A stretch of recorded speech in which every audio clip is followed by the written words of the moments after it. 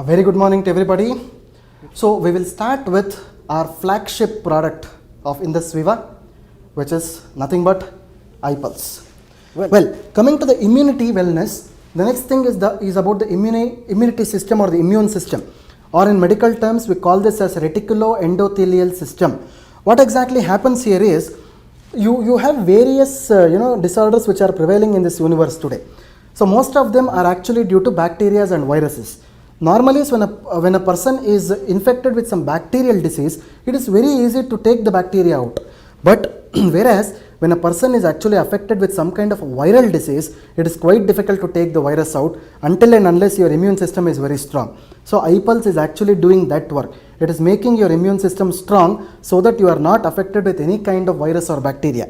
Well, in the same sense, what I am trying to tell here is the most commonest thing which is happening because of virus or bacteria is fevers. Most of the fevers which are appearing today, like the swine flu or the dengue, what I am trying to tell you is iPulse is a very good supplement, especially for the prevention and management of such fevers. So you can definitely suggest iPulse in such conditions. So this is Dr. Balu Kolar, who is signing from the desk. Thank you.